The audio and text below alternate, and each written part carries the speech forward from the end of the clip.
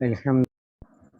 الحمد لله نحمده ونستعينه ونستغفره ونؤمن به ونتوكل عليه ونعوذ بالله من شرور أنفسنا ومن سيئات أعمالنا من يهده الله فلا مضل له ومن يضلله فلا هادي له وأشهد أن لا إله إلا الله وأشهد أن محمدا عبده ورسوله صلى الله تعالى عليه وعلى آله وأصحابه وبارك وسلم تسليما كثيرا كثيرا. أما بعد فأعوذ بالله من الشيطان الرجيم. بسم الله الرحمن الرحيم. والسابقون الأولون من المهاجرين والأنصار والذين اتبعوهم بإحسان رضي الله عنهم ورضوا عنه وأعد لهم جنات تجري تحتها الأنهار خالدين فيها أبدا ذلك الفوز العظيم. صدق الله مولانا العظيم.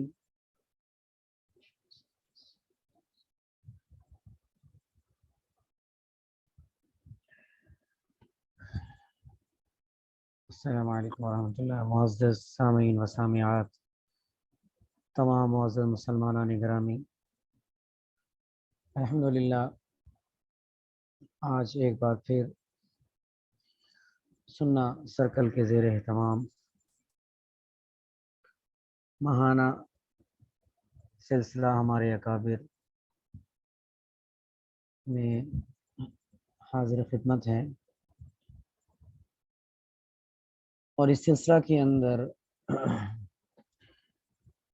اکابرین، جس میں سے خاص طور پر تابعین رحمہ اللہ علیہ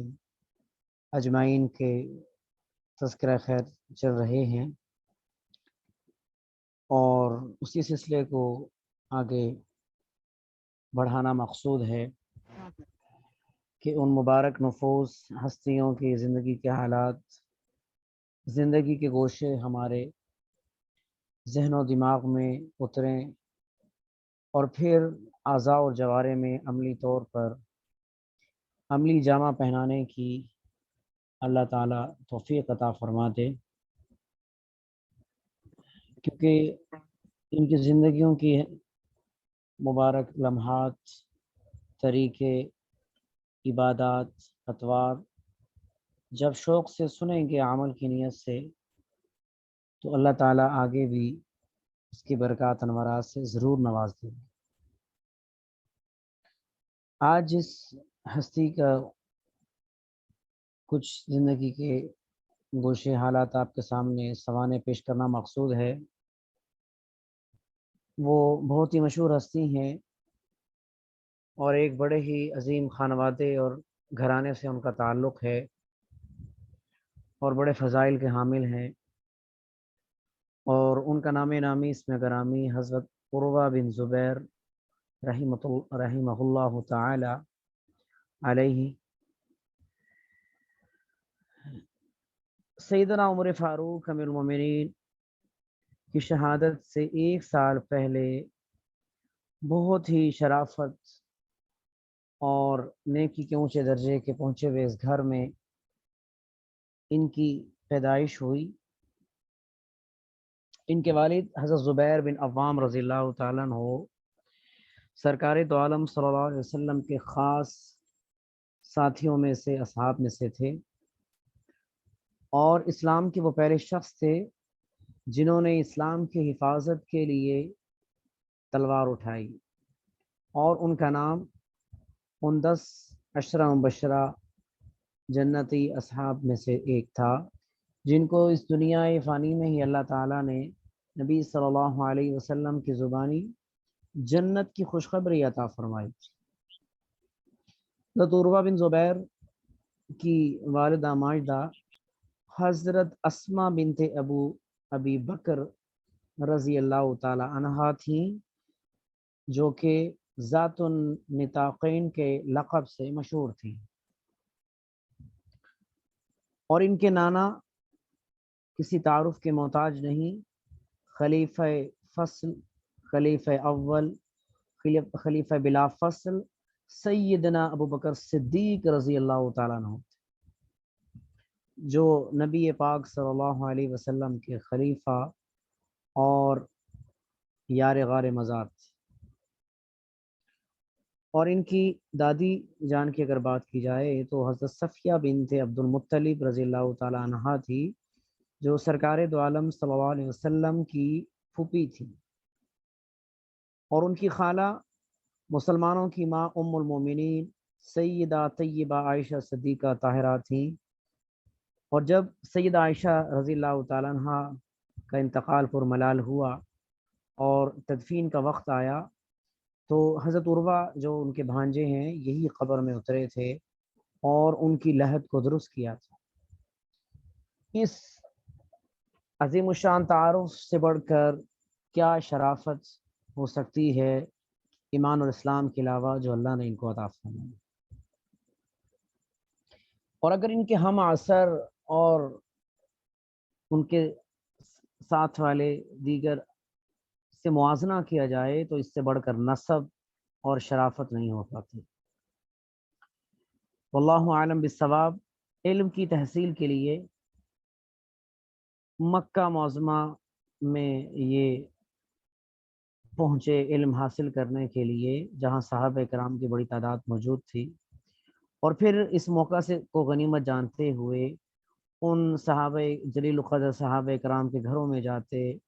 اپنے آپ کو ایک طالب اور حاجت مند سمجھ کر علم کی قدر جانتے ہوئے ان کے پاس جاتے، ان کے پیچھے نماز ادا کرتے، اور پھر جب ان کی وعظ اور نصیحت کا اور مجالس علمی حلقے لگتے تو اس میں بیٹھ کر ان سے ذانو تلمس طے کرتے۔ اور بہت بڑی تعداد ہے اور بڑے اکابر صحابہ ہیں، جس میں سیدنا علی ابن طالب، سیدنا عبد الرحمن بن عوف، حضرت زید بن ثابت، حضرت ابو ایوب انصاری، حضرت اسامہ بن زید، حضرت سعید بن زید، حضرت ابو حریرہ، حضرت عبداللہ بن عباس، حضرت نعمان بن بشیر رضی اللہ تعالیٰ عنہم اجمعین جیسے کبار صحابہ سے انہوں نے احادیث نقل کی ہیں ان سے علوم حاصل کرنے کے بعد۔ اور پھر یہی نہیں، اپنی خالہ محترمہ سیدہ عائشہ صدیقہ ام المومنین رضی اللہ تعالیٰ عنہا سے بھی علوم دین کا ایک بہت بڑا حصہ حاصل کیا، اور یہ اس سلسلے سے، ان مراحل سے علوم طے کرنے کے اتنی جدوجہد، تگودو، عرق ریزی کے بعد اللہ نے وہ مقام عطا کیا جیسا کہ ان کی تڑپ اور لگن تھی، کہ وہ وقت بھی آیا کہ مدینہ منورہ، مدینۃ النبی صلی اللہ علیہ وسلم میں فقہائے سبع میں، یعنی 7 فقہ کے مسائل دین کے جاننے والوں میں سے ان کا شمار ہوتا۔ اور پھر دین کے جو معاملات تھے،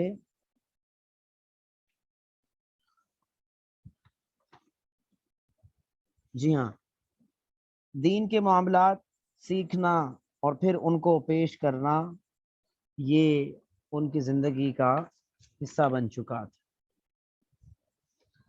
تو سیدنا عروہ بن زبیر رضی اللہ تعالیٰ عنہ کو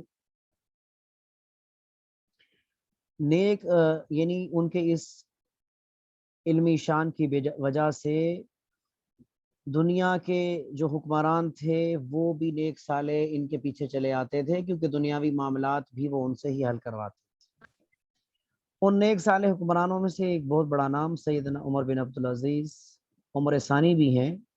کہ جب وہ ولید بن ملک کی طرف سے مدینہ منورہ میں ولی بن کر آئے تو حضرت عمر بن عبدالعزیز نے ظہر کی نماز پڑھی تو مدینہ کے 10 فقہاء علماء کو بلایا، اس میں سب سے پہلے حضرت عروہ بن زبیر تھے، اور جب وہ علماء ان کے پاس پہنچے تو ان علماء کو خوش آمدید کہا اور عزت و احترام سے اپنے پاس بلایا، اور پھر اللہ تعالیٰ کی حمد و ثنا کے بعد کہنے لگے، جس کا ترجمہ یہ ہے کہ میں نے آپ حضرات کو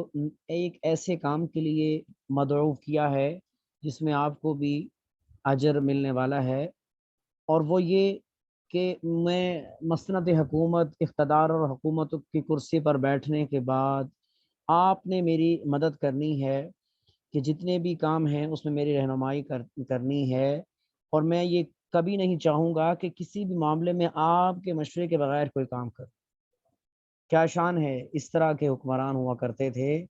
کہ جو رہنمائی کے لیے اپنے مشیرین خاص علماء کرام کو اور اتنے بڑے علوم کے پیکر کو رکھا کرتے تھے۔ آپ کسی بھی زیادتی کرتے دیکھیں تو آپ لوگوں نے کسی بھی زیادتی کی خبر پہنچے تو اللہ کا واسطہ دے کر کہتا ہوں کہ آپ نے مجھے اس بارے میں ضرور اطلاع دینی۔ پھر اسی وجہ سے عروہ بن زبیر نے ان کی ہمیشہ رہنمائی فرمائی۔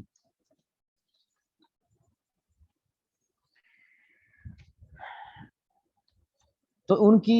اس شوق کا اندازہ ہوتا ہے کہ ایک مرتبہ بیت اللہ میں موجود تھے حضرت عروہ بن زبیر،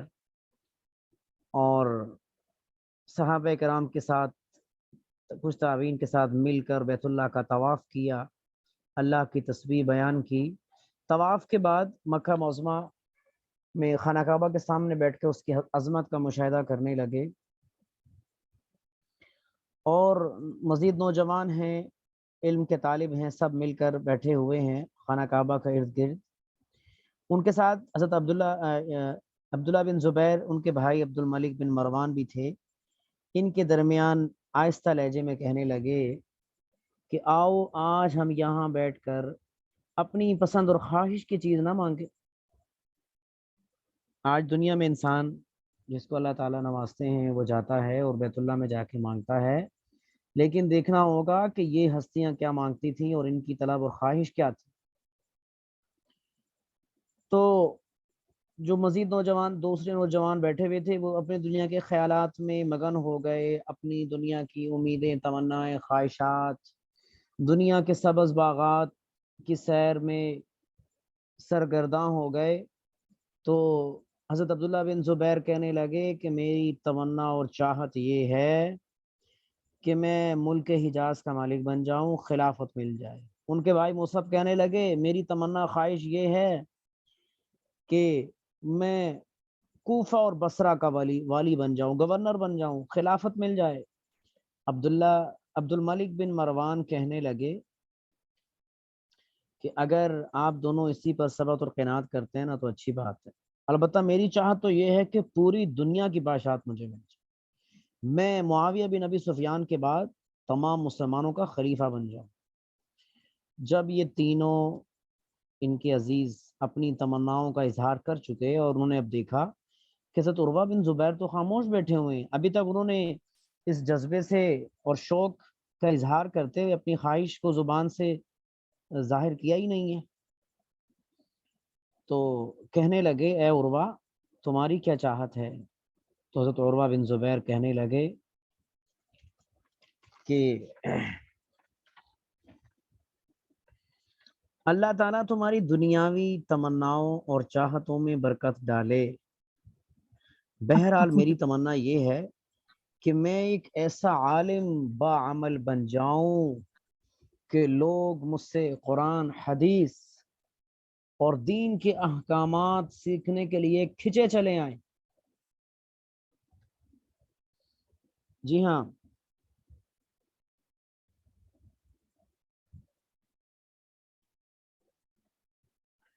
اور پھر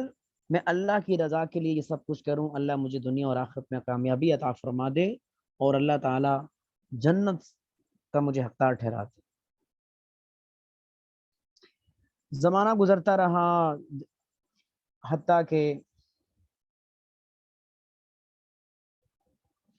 یزید بن معاویہ کی وفات کے بعد حضرت عبداللہ بن زبیر کی خلافت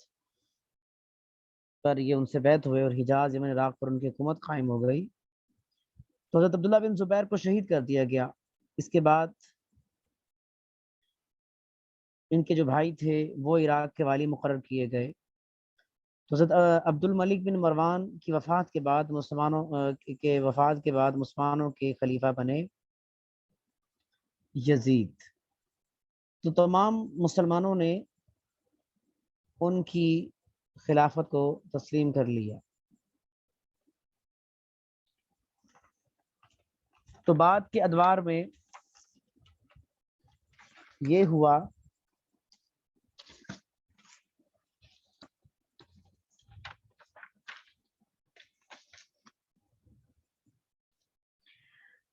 کہ بادشاہ اور خلیفہ ان سے ہی اپنے یعنی مسائل کا حل لیا کرتے تھے، اور پھر ان کی ظاہری اپنی انفرادی اعمال اور کی کیفیت کیا ہوا کرتی تھی کہ علم کو حاصل کرنا اور پھر عمل کے ساتھ اس کو جمع کر دیں، اور دن کی چمکتے ہوئے دن کی روشنی میں یہ روزہ رکھا کرتے تھے، رات کی تاریکی میں پھر رب کے سامنے گڑ گایا کرتے تھے۔ ان کی زبان ہر وقت اللہ کی یاد سے تر و تازہ رہتی تھی، اور قرآن مجید کو ہر وقت اپنے پاس رکھا کرتے تھے، جس کی تلاوت میں ہر وقت مشغول رہتے تھے، اور روزانہ قرآن مجید کی 1/4 حصے کی تلاوت دیکھ کر کیا کرتے، اور پھر رات کو نماز میں کھڑے ہو کر زبانی اس کی تلاوت کرتے تھے، اور کبھی بھی اس میں ناغہ نہیں ہوا۔ عجیب بات یہ ہے۔ اور پھر جب نماز کی کیفیت ان کی بتائی گئی، وہ یہ کہ جب نماز میں کھڑے ہوتے تھے تو تمام ان کے یعنی نفس کو جو راحت اور ٹھنڈک محسوس ہوتی تھی وہ نماز میں ہوتی تھی۔ ایسے لگتا تھا کہ دنیا میں رہ کے بھی جنت کی سیر کر رہے ہیں، جنت کی زمین پر موجود ہیں۔ اسی وجہ سے بہت اچھے انداز میں نماز کی تکمیل اور ادائیگی کیا کرتے تھے، اور جتنے بھی اسلام کے ارکان ہیں، شعائر اسلام ہیں، ان کو مکمل یقین کے ساتھ ادا کرتے تھے۔ کہا جاتا ہے کہ ایک مرتبہ آپ نے ایک آدمی کو دیکھا جو بہت تیزی سے نماز پڑھ رہا تھا، تو آپ نے اس سے پوچھا کہ بھائی کیا تمہیں اپنے رب سے کوئی چیز مانگنے کی ضرورت نہیں ہے؟ تو پھر خود ہی اس سے کہنے لگے، اللہ کی قسم میں تو اپنے رب سے نماز میں ہر چیز مانگتا ہوں، یہاں تک کہ نمک بھی۔ کیا شان ہے! اور پھر اگر ان کی سخاوت کی بات کی جائے تو بہت زیادہ کھلے دل والے اور کھلے ہاتھ والے انسان تھے، اللہ نے نوازا تھا۔ سخاوت کا اندازہ اس بات سے لگایا جا سکتا ہے کہ مدینہ منورہ میں ان کا میٹھے پانی کا اور پھلدار درختوں کا عمدہ ایک کھجور کا باغ تھا، اور اس کی ہر طرح سے نگہبانی حفاظت کا کام خود کیا کرتے تھے۔ اس کے ارد گرد باڑ لگوائی گئی تھی تاکہ لوگ آتے جاتے ہوئے پھلوں کو درختوں کو نقصان نہ پہنچائیں۔ اور پھر آپ دیکھیے کہ جب پھلوں کے پکنے کا موسم آتا تھا تو دیکھنے والوں کے دل ان کے پھلوں کو دیکھ کر مائل ہو جاتے تھے، اور اب یہ کیا کرتے، وہ جو باڑ لگائی ہوئی تھی حفاظتی، اس کی حفاظت کے لیے اس کو ہٹا دیتے تھے، اور کھلے سر عام اجازت تھی ہر شخص باغ میں داخل ہو جائے، اور جس پھل کو وہ لذیذ سمجھتا ہے اس سے لطف اندوز ہو جائے اور اس کو کھانے لگ جائے، چاہے وہ اپنے گھر بھی لے جائے۔ اور یہ خود جب بھی باغ کے اندر داخل ہوتے تھے تو آیت پڑھتے تھے، وَلَوْلَا إِذْ دَخَلْتَ جَنَّتَكَ قُلْتَ مَا شَاءَ اللَّهُ لَا قُوَّةَ إِلَّا بِاللَّهِ، کہ کوئی قوت و طاقت نہیں ہے جب تک اللہ تعالیٰ چاہے گا یہ باغ قائم رہے گا۔ اور حدیث میں آتا ہے کہ جو شخص کسی بھی چیز کو دیکھتا ہے، اس کو پسند آ جائے، اور اس نے یہ کلمہ اگر کہہ لیا کہ ماشاء اللہ لا قوت الا باللہ، تو اس کو کوئی بھی چیز کبھی نقصان نہیں پہنچائی۔ تو یہ ان کی زندگی کے اعمال، عبادات اور حصول علم کے حالات تھے۔ اب آپ دیکھیے کہ اللہ تعالیٰ جیسے کہ سورہ عنکبوت میں ارشاد فرماتے ہیں کہ اللہ تعالیٰ ایمان والوں کو ہمیشہ آزماتے ہیں۔ آزمائشوں کا دور ان پر کیسے آیا؟ آزمائشوں کی ہر طرف سے آزمائشیں، آلام ان پہ ٹوٹ پڑے۔ ولید بن عبد الملک کی خلافت کے زمانے میں 1 سال اللہ تعالیٰ نے ان کو آزمائش میں ڈالا، اور اللہ کی طرف سے آنے والی آزمائش پر وہی شخص ثابت قدم رہ سکتا ہے کہ جس کا دل میں اللہ کی ذات پر ایمان اور یقین کی کیفیت اعلیٰ پیمانے کی ہو۔ ہوا یوں کہ امیر المومنین ولید عبد الملک نے حضرت عروہ بن زبیر کو دمشق آنے کی دعوت دی تاکہ آپ سے ملاقات ہو جائے، زیارت ہو جائے۔ چنانچہ انہوں نے دعوت قبول کر لی اور اپنے ساتھ اپنے بڑے بیٹے کو لے کر دمشق پہنچ گئے۔ جب امیر المومنین ولید عبد الملک کے پاس پہنچے تو انہوں نے بڑا عالی شان انداز میں ان کا شاہانہ استقبال کیا، شاہی مہمان کی طرح ان کی عزت کی گئی۔ پھر اس کے بعد اللہ کی مرضی اور مشیت کچھ ایسی تھی کہ ایک حادثہ ایسا پیش آیا کہ عربی کی کہاوت ہے کہ ہوا کی کشتی جو ہوتی ہے وہ مخالف سمت چلنے لگتی ہے۔ واقعہ یوں ہوا کہ ان کا حضرت عروہ کا ایک بیٹا ولید عبد الملک کے استبل کی طرف چلا گیا، جہاں پر بڑے قیمتی قسم کے گھوڑے رکھے گئے تھے تاکہ کسی عمدہ گھوڑے کو لے لے اور سواری کرنے لگ جائے۔ تو ابھی استبل میں پہنچا ہی تھا کہ زوردار گھوڑے نے اس کو لات ماری، جس کی وجہ سے وہ اس قدر یعنی برے انداز سے اس جانور نے ان کو روندا اور لات ماری کہ یہ جانور نہ ہو سکے اور ان کے روح پرواز کر گئے۔ ابھی غم زدہ والد نے بیٹے کی قبر کی مٹی سے ہاتھ بھی نہیں جھاڑا تھا کہ ان کے پاؤں میں ایک پھوڑا نکل آیا، خطرناک قسم، جس نے ان کے پاؤں کو کھوکھلا کھردرا کرنا شروع کر دیا۔ پنڈلی سوج گئی۔ آہستہ آہستہ یہ ورم بڑھتا چلا گیا۔ امیر المومنین نے ہر طرف سے اپنے مہمان کے علاج کے لیے طبیبوں حکیموں کو بلایا، جمع کیا، کیسے بھی ہو ان کا علاج ہونا چاہیے۔ اب چونکہ ورم جو تھا وہ پورے جسم میں پھیلنے کا ڈر تھا، تو حکماء نے یہ تجویز کیا کہ ان کی جو یہ مفلوج ٹانگ ہے اس کو کاٹنا ہوگا اور جسم سے الگ کرنا پڑے گا۔ تو حضرت عروہ نے بھی حکیموں کی تجویز کے علاوہ کوئی ان کے پاس چارہ کار نہیں تھا۔ اب وہ جو جراح تھے ان کی ٹانگ کاٹنے کے لیے اس زمانے میں مروجہ جو آلات تھے جراحی کے وہ لے کر آ گئے تاکہ گوشت کاٹنے کی قینچیاں اور ہڈیوں کو الگ کرنے کے لیے آرے۔ حضرت عروہ سے کہا کہ ہمارا ارادہ ہے کہ آپ کو ایک گھونٹ شراب پلا دیں تاکہ پاؤں کاٹنے کی تکلیف آپ کو محسوس نہ ہو، کیونکہ مجبوری ہے ورنہ آپ اس تکلیف کو برداشت نہیں کر پائیں گے۔ لیکن حضرت عروہ نے جب سنا کہنے لگے ہرگز نہیں، ایسا کبھی ہو نہیں سکتا کہ میں حرام چیز سے توقع نہیں رکھتا کہ وہ میرے لیے عافیت کا سبب بنے گی۔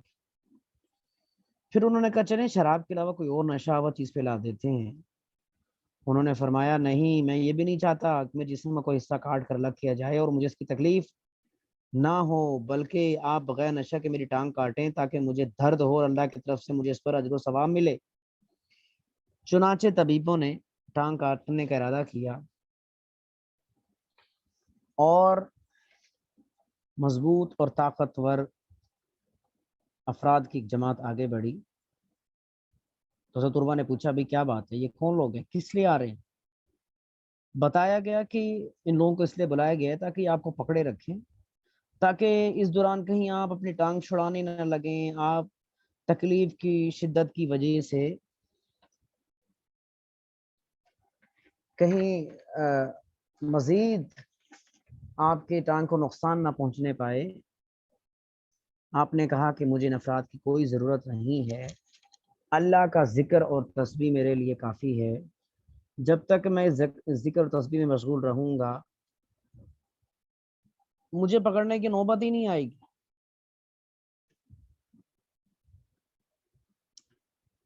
تو چنانچہ طبیب نے پھر قینچی سے گوشت کاٹنا شروع کیا۔ گوشت کاٹ کر ہڈی تک جب پہنچے،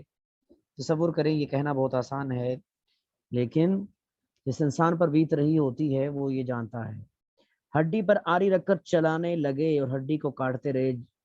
اور اس دوران سے عروہ مسلسل لا الہ الا اللہ واللہ اکبر کہتے رہے۔ جرا آری سے ان کی ہڈی کو کاٹ رہا تھا۔ حضرت عروہ بن زبیر تکبیر تحلیل کہتے رہے یہاں تک کہ پنڈلی کٹ کر الگ ہو گئی۔ پھر لوہے کی ایک کڑائی میں تیل کو ابالا گیا اور عروہ کی زخمی ٹانگ کو اس میں ڈبویا گیا تاکہ ابلتا ہوا خون رک جائے اور زخم کے کو جو ہے داغ نہ لگ جائے۔ تو اس کے بعد طلبہ کافی دیر بے ہوش رہے۔ اس دن بے ہوشی کی وجہ سے قرآن مجید کا اتنا حصہ تلاوت نہ کر سکے، جیسا کہ ذکر کیا گیا تھا کہ روزانہ ان کی ترتیب تھی یہ قرآن پڑھنا، آج اتنی مجبوری تھی کر نہیں پائے۔ اسی دن کے علاوہ کبھی وفات تک ایسا نہیں ہوا کہ جس دن بھی یہ قرآن کی تلاوت ان کا معمول پورا نہ ہوا ہو۔ اور اب جب یہ اس زخم سے صحتیاب ہوئے تو اپنی کٹی ہوئی ٹانگ منگوا لی اور لوگوں نے لا کر دی، تو ضربہ نے اس کو اپنے ہاتھوں میں الٹتے پلٹتے جاتے تھے اور کہتے تھے قسم ہے اس ذات کی جو تم مجھے لاد کر رات کی تاریکیوں میں مسجد کی طرف لے جاتی تھی، وہ ذات جانتی ہیں کہ میں کبھی بھی تجھ پر چل کر کسی حرام کام کی طرف نہیں گیا ہوں۔ پھر انہوں نے اشعار پڑھی، اس کا ترجمہ یہ ہے کہ اے اللہ، میں حلفیہ کہتا ہوں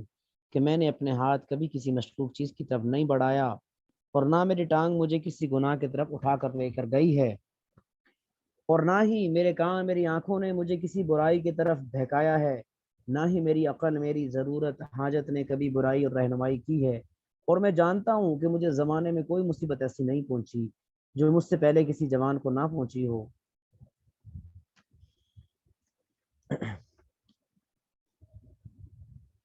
تو ولید بن عبد الملک اس تکلیف کی وجہ سے اور ان کی ٹانگ ضائع ہونے کی وجہ سے، بیٹے کے انتقال کی وجہ سے تعزیت کے لیے سوچنے لگا اور ان کے پاس آنے لگا۔ تو اس دوران ولید کے دارالخلافہ میں بنی ابس کے لوگوں کی ایک جماعت پہنچی، تو جس میں ایک نابینا آدمی تھا، اس کی آنکھیں نہیں تھی۔ ولید نے اس سے پوچھا تمہاری آنکھوں کو کیا ہوا؟ تو اس نے کہا امیر المومنین،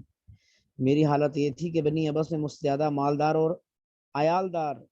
خاندان والا کوئی شخص نہیں تھا، تو ایک دن میں نے اپنے مال اور اہل و عیال کے ساتھ ایک وادی کے درمیان پڑاؤ ڈالا، تو اچانک مجھ پر ایک ایسا سیلاب آ گیا کہ جس کی وجہ سے میں نے ایسا زندگی میں سیلاب نہیں دیکھا تھا،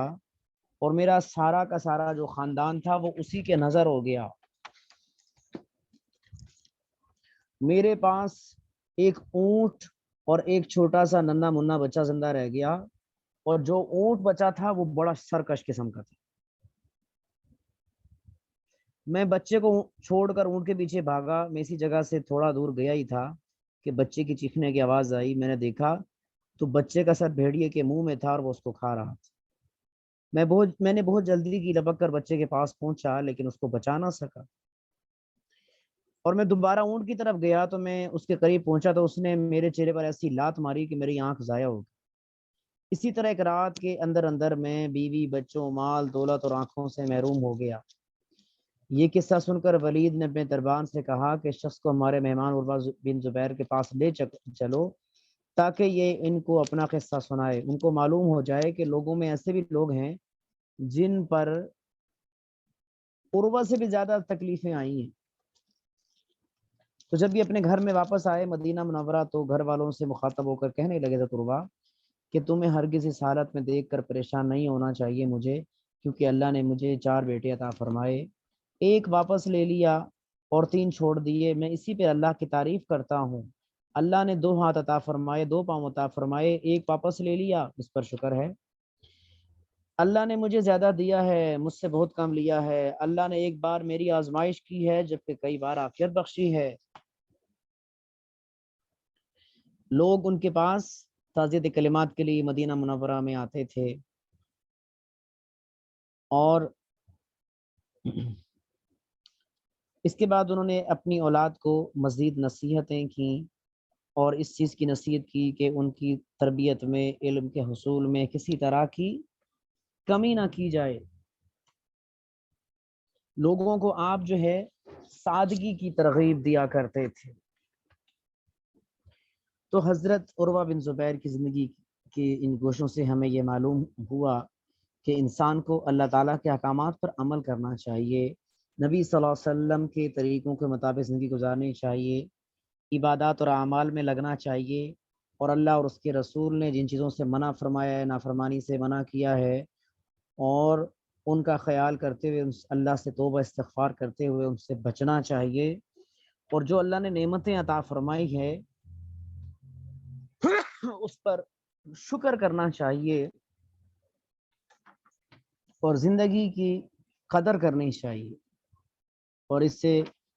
انسان یہ دیکھے کہ جتنی نعمتیں اللہ نے مجھے دی ہوئی ہیں اس کے مقابلے میں اللہ نے کچھ اگر آزمائشیں یا تکالیف اور پریشانیاں دی ہیں وہ بہت کم ہیں۔ جب انسان ان چیزوں کو سامنے رکھے گا تو انسان ایک تو اپنے رب کی تقدیر پر راضی ہو جائے گا، کیونکہ ہمیں ہمارے ساتھ جو بھی حالات پیش آتے ہیں، جس طرح کے بھی احوال ہوتے ہیں، یہ اللہ کی طرف سے طے شدہ ہے۔ شیخ عبد القادر جیلانی محبوب سبحانی رحمہ اللہ فرماتے ہیں کہ اے صاحبزادہ، تو تقدیر کے آگے مظلوم بن جا، یہ تیرا ہاتھ پکڑ کے لے جائے گی۔ تو ایمان جو ہمارا تقدیر پر ہے اس کا تقاضا بھی ہم سے یہی ہے کہ ہم آنے والے حالات کو صبر کے ساتھ گزاریں، کیونکہ آپ صلی اللہ علیہ وسلم کا ارشاد ہے کہ مومن کا حال عجیب ہے، جب صبر کرتا ہے مشکل حالات پہ اللہ اجر دیتے ہیں، اور جب اچھے حالات آتے ہیں خوشی ملتی ہے اس پر شکر کرتا ہے اللہ اس پہ بھی اجر دیتا ہے۔ تو دعا ہے اللہ تعالیٰ جو کچھ کہاں سنا کے عمل کی توفیق عطا فرمائے۔ وآخر دعوانا الحمدللہ رب العالمین، الحمدللہ رب العالمین والعاقبۃ للمتقین والصلاۃ والسلام علی سید الانبیاء والمرسلین۔ یا اللہ سب کا سننا، بیٹھنا، آنا، یا اللہ اس کو قبول و منظور فرما۔ یا اللہ سبھی کو بہترین جزائے خیر نصیب فرما۔ یا اللہ حضرت عروہ بن زبیر اور جتنے تابعین کے حالات ہم نے پڑھے سنے، یا اللہ ان کو بہترین جزائے خیر عطا فرما، ان کے درجات بلند فرما۔ یا اللہ ہمیں ان کی زندگیوں پر صحیح معنی میں عمل کرنے کی توفیق نصیب فرما۔ یا اللہ ہمیں بھی اپنی اولاد اور یا اللہ جہاں اللہ نے موقع دیا ہے اس کے مطابق تعلیم و تربیت دینے کی توفیق نصیب فرما۔ یا اللہ ہمیں اس طرح سے صبر و استقامت، یا اللہ اللہیت، اخلاص، خشوع و خضوع نصیب فرما۔ یا اللہ دین کو پھیلانے کی تڑپ اور جذبہ نصیب فرما۔ یا اللہ عالم اسلام پہ رحم و کرم فرما، حرمین شریفین کی حفاظت فرما۔ یا اللہ عافیت خیریت سے حاضر نصیب فرما۔ یا اللہ جتنے بھی حاضرین کے بیمار ہیں ان کو یا اللہ صحت کاملہ عطا فرمانا۔ جو لوگ پریشان حال ہیں تمام پریشانیوں سے نجات نصیب فرمائیے۔ یا اللہ